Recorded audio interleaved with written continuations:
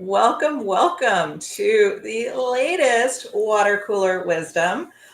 For those of you who might not know me, I am Dana Zellers. I'm an executive coach, facilitator, speaker, and I help those busy professionals who want to be successful, but maybe stop ignoring their personal lives. And I am so excited to have a colleague and friend of mine on the show with us today to share. Rob, can you introduce yourself for those who might want to know a little bit more about you? Oh, thanks, Dana. Happy to. My name's Rob McGraw. I'm the CEO of Full Swing Training and Development. And boy, it's been an honor to get to know Dana and work with her. Thanks so much for having me on the show. Oh, my pleasure. Well, we could talk about so many things.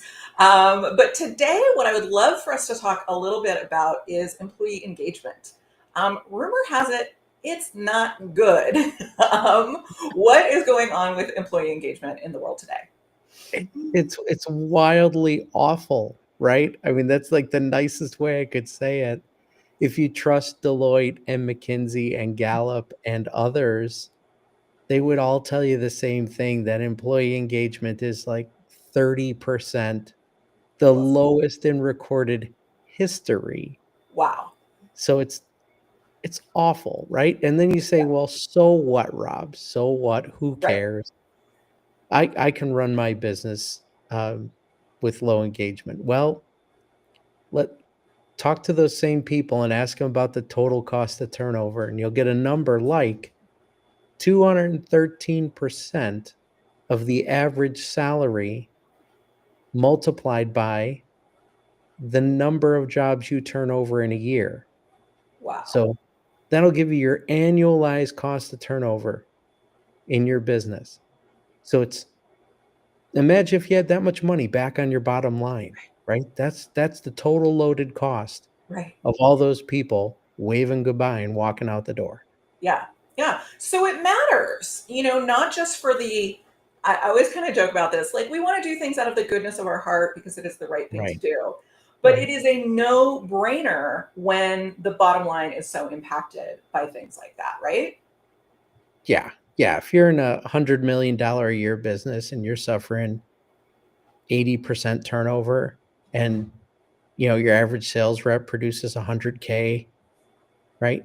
You load up that cost of turnover, you're somewhere near $50 million a year. Yeah. Who doesn't want $50 million on their bottom line? I mean, Right. it's wild. Yeah. I mean, we can spend our time trying to earn more money, but let's spend some time at home and kind of shore things up.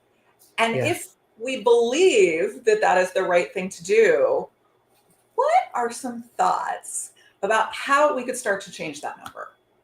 Oh, the the biggest driver, if you trust the research and you really start stacking up the root causes, people say they leave people, not companies. Yeah. So their direct leader, their boss. Yeah. And increasingly, I look at the demographic shift as the boomers are retiring, Hmm. Gen X is ascending, millennials and Gen Z are getting their first kind of opportunities in leadership. Yeah. But so few companies are investing in Yeah. training them how to be coaches, training them in the preferred leadership styles of the varying generations so Right. that they can adapt. They often don't know how to adapt, and when a leader gets promoted and they don't know any model or how to adapt, what do they have is just positional power. Yeah. So they retreat to authoritarianism and they start telling people because they know no better, right? They don't know how to do anything else. Yeah. Facilitate, coach, use situational leadership, be a servant leader, Hmm. right? All their words become just what they've known their whole life to that point, which is parental language, and Yeah. engagement goes down. Yeah. There are so many great things that you just shared there that I want to unpack a little bit. So, first of all, I think that idea that um, nobody wants to be a bad manager is Right. my point of view. But we get people who are experts at what they do. They are great doers, and we move them into that is the natural transition. We move them into a leadership position. They are suddenly managing other people, and we are not sharing with them how to do that. That's And right. so maybe they've had some good role models. And so they are open enough and thinking enough to being like, what did I like in my manager? Most of the time, we all know, unfortunately, we've had some bad role models that maybe have been effective, or we've thought they've been pretty effective. And so we don't have, like you were saying, the idea that there are some skills and there is more than one way to manage a team. That's right. That's right. And adapting yourself to the needs, values, and preferences of the team member who you are managing. Yeah. Stylistically meeting them where they need you to be. It's Yeah. different than where they are. So there's not just one way to be a leader. Right, right. You gotta meet them where they're at and attend to their needs, and yeah, we're all individuals. Humans are beautifully complex, um, but you can't just walk around barking orders. Engagement's gonna sit at point 3, and that cost of turnover is not going anywhere. Yeah. Yeah. Yeah. I joke that there are two reasons why people use sort of that style. One is they are too self-involved to look at anyone else or what anybody else's needs are. But more commonly, they just don't know any better. And so they are too busy. They have, again, not gotten any of that training. Their manager is probably slammed and doesn't really have time for them. HR maybe has some tools and resources that aren't that well shared, and they don't feel like they have the time to really leverage those things. So, how do we start getting some of those tools into people's hands? That you make a really good point about time management there, and that could be a really good place to start Yeah, because the new leader often feels exactly that pressure you're talking about, where they're overwhelmed by what they're trying to learn. yeah, They haven't fully let go of the doer responsibilities and they're stuck, right? So let's teach them some time management skills, write some goals, learn to prioritize, learn to delegate, yeah, fundamental skills, right? Executive function skills and leadership and management skills. And once we get those kind of basics down, then we can start talking communication, conflict modes, situational and servant leadership, right? yeah, So do the basics first, get them on a ramp, and then keep them growing, right? Keep training them and developing and coaching them to be really good leaders, yeah. right? Yeah. Yeah, I think it's so true. I think that time management is huge. It's one of the first things I work with a lot of my clients on is we need to just carve just a little bit of space so that we can start figuring out how to manage the chaos a little bit better.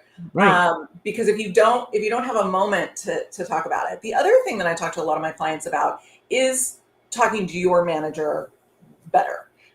So again, if you do have too many things on your plate, having them help you prioritize and do those things. But you have to oftentimes be a little proactive about it and say, like, hey, look, I'd like to spend more time getting some of these things together. How do we figure out how to create that? And in most cases, your manager is going to be very receptive to that. Yeah. Partner on prioritization. Love that. And the one answer there that's not acceptable is it's all high priority, Exactly. right? That means nothing's a priority, right? So come on.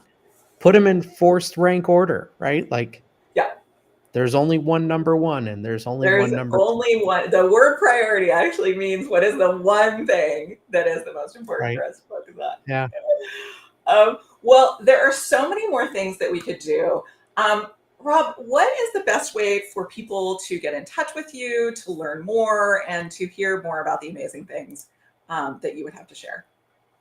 Yeah, I think feel free to, visit our website.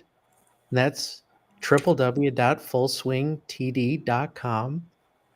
You can also find me on LinkedIn, look me up by name. I'd love to connect, and if you're having problems with employee engagement, productivity, or turnover, let's talk, and we can build a healthier, more productive culture in your business. Yeah, absolutely. Reach out, follow for more. And if we're talking productivity, I would be remiss at not sharing my free tool, the Better Week Blueprint, which will help you get some intentionality about how you are spending your weeks. You can scan and get a free copy here or check me out on my website at danazellers.com. Love Well, that. Rob, this was such a pleasure again. I know we have so much more we could get into, but if you are interested in things like what Rob had to share with you and are interested in hearing more, we are going to have more great experts coming. Please come back and check us out at Watercooler Wisdom. Rob, thank you so Awesome. much. Thanks, Dana. Good times.